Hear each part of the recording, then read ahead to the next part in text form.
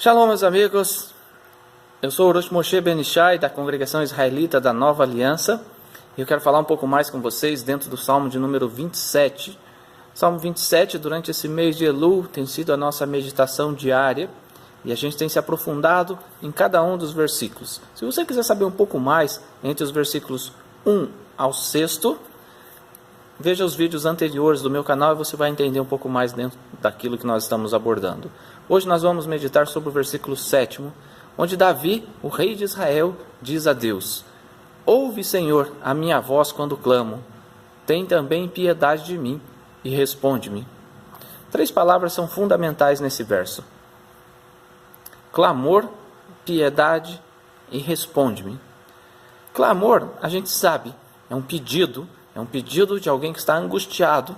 Então, quando fala de há um clamor popular por alguma coisa, quer dizer que o povo está buscando, ansiando por aquilo. No caso de Davi, havia um clamor: ouve, Senhor, quando eu clamo, quando eu busco a Ti e peço por alguma coisa que está me angustiando. Responde-me, é óbvio, né? Quando você pede alguma coisa, você espera uma resposta. Quando os nossos filhos nos pedem, eles esperam. Uma das coisas mais angustiantes é quando você pede algo a alguém e a pessoa não te dá uma resposta, nem que sim e nem que não, né?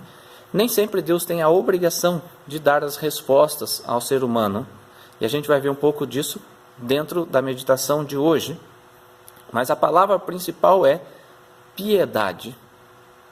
O que é piedade? O que é ser piedoso? De acordo com o dicionário, você pode ver aí na tela, dicionário: piedade, demonstração de amor ou afeto pelas coisas religiosas. Devoção, compaixão pelo sofrimento de uma outra pessoa. Misericórdia. E de acordo com a religião, no conceito da religião, uma virtude que possibilita oferecer a Deus o culto que Ele merece. Todas essas 3 definições, elas trazem para nós muito daquilo que a gente precisa aprender. Primeira coisa, demonstração de amor ou afeto pelas coisas religiosas. Aí quando você fala assim, Deus tem piedade de mim, Deus demonstre amor ou afeto pelas coisas religiosas, não faz mais sentido. Então não cabe nesse contexto aqui. Compaixão pelo sofrimento de uma outra pessoa, aí sim, piedade cabe perfeitamente. Ouve-me e tem piedade de mim. Tem compaixão pelo sofrimento que eu tenho passado. Tem misericórdia de mim. Compadece-te de mim, outras versões vão dizer. Virtude que possibilita oferecer a Deus o culto que Ele merece. Também nesse contexto, quando você pede a Deus piedade, você não pode acreditar que esteja se referindo a Ele. Mas virtude que possibilita oferecer a Deus o culto que Ele merece, está relacionado também com a nossa vida. Vamos ver um pouco do Salmo, capítulo 4. Nos diz assim, de novo Davi falando, né? Responde-me quando clamo. Responde-me quando clamo, ó Deus da minha justiça. Na angústia me tens aliviado. Tem misericórdia de mim e ouve a minha oração. Ó homens, até quando tornareis a minha glória em vexame e amareis a vaidade e buscareis a mentira? Sabei, porém, que o Senhor distingue para si o piedoso. O Senhor me ouve quando eu clamo por Ele. Aqui, a gente vê um outro contexto, que quando você pede piedade a Deus, compaixão de Deus, você deve ser piedoso, porque isso mesmo o salmista fala, o Senhor me ouve quando clamo a Ele. Por quê? Porque o Senhor distingue para si o piedoso. Numa outra versão revista e corrigida da Bíblia, nos diz assim, né? O Senhor separou para si aquele que lhe é querido. O Senhor ouvirá quando eu clamar a Ele. O piedoso é querido diante de Deus. Uma pessoa que tem prática de bons atos, de piedade, de misericórdia, de compaixão pelo sofrimento alheio. Deus ouve a oração dessas pessoas. Deus me ouve quando eu clamo a Ele, porque eu sou piedoso, porque Deus distingue para si o homem piedoso. Quanto de piedade há em você? Já que nós estamos no mês de Elul, é um período de meditação, a gente tem que fazer uma automeditação. Quanto nós somos piedosos, o quanto nós nos colocamos no lugar de outra pessoa, o quanto nós temos compaixão de outra pessoa. Nem sempre essa outra pessoa é um pobre, mas de alguém que está sofrendo, como diz o dicionário, compaixão pelo sofrimento de uma outra pessoa. Às vezes as pessoas confundem que piedoso é só aquele que estende a mão ao pobre.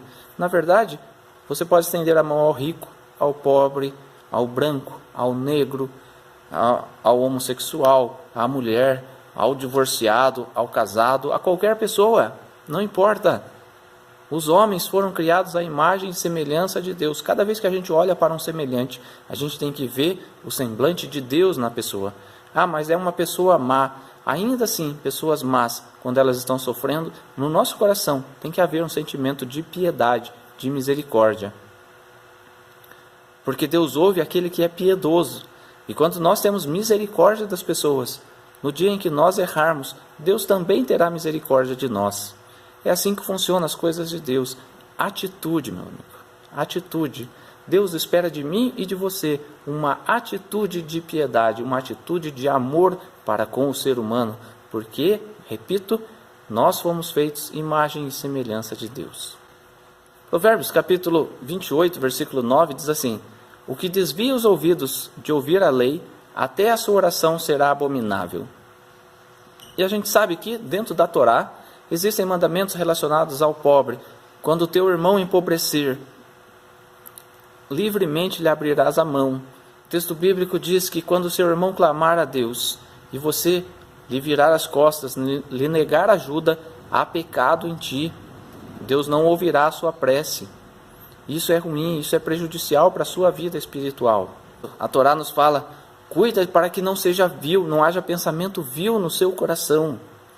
Sempre relacionado com o teu irmão, quando ele empobrece, quando ele passa por dificuldades, quando ele passa por alguma necessidade. Elul é tempo de nós nos aproximarmos de Deus, porque Deus está disponível a nós no campo.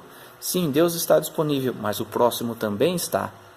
Não desvie os teus olhos quando o próximo necessitar de ajuda.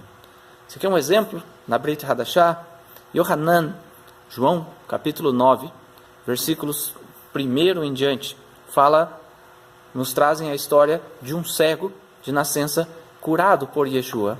E os fariseus vieram até esse cego indignados.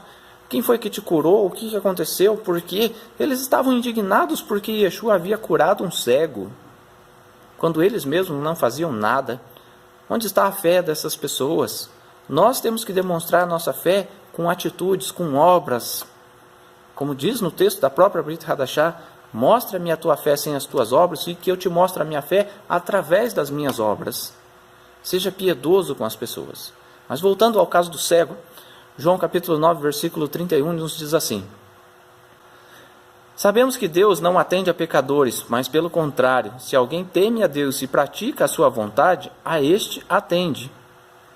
Desde que há mundo, jamais se ouviu que alguém tenha aberto os olhos a um cego de nascença.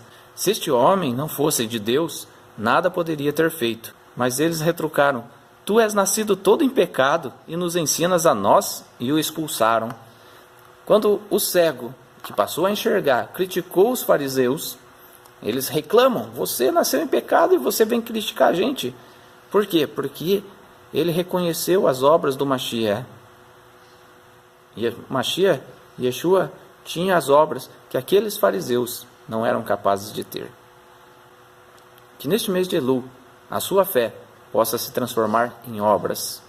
Que ao olhar o próximo, você possa ter compaixão, misericórdia dele e estender a sua mão ao necessitado. Porque fazendo assim, Deus ouve, porque Deus escolhe para si os piedosos deste mundo. Tá bom? Que Deus te abençoe, que Deus tenha piedade e misericórdia de todos nós e que as nossas obras sobrepujem o nosso conhecimento. E que, ao chegar ao fim desse mês, no toque do shofar, em Rosh Hashanah, no dia 1º do mês de Tishrei, nós possamos ouvir o som do shofar, mas o nosso coração estar fervendo de obras por amor ao nosso Deus. Deus te abençoe. Se você gostou desse vídeo, clica aqui do lado, inscreva-se no canal, assista um vídeo anterior. Mas enfim, compartilhe com as pessoas, para que mais pessoas também possam ser despertadas para ter uma fé cheia de obras. Shalom e até a próxima. Tchau.